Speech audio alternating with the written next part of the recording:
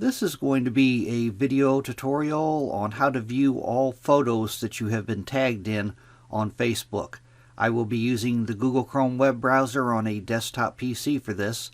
Let me jump over to my browser here. Okay, I have my browser open now and I am logged into Facebook.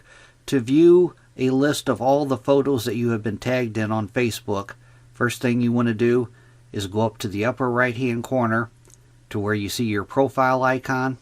You want to click on that. Then you want to go down to where it says Settings and Privacy and click on that. Next, you want to go down to Activity Log and click on that. Now in the pane off to the left hand side, you want to click on Activity that you're tagged in.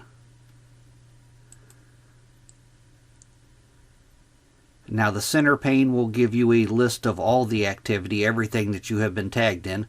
You can sort it by date, people, audience, and if you're just looking for photos that you were tagged in, you can go down below here, photos you're tagged in. I'm going to click on that.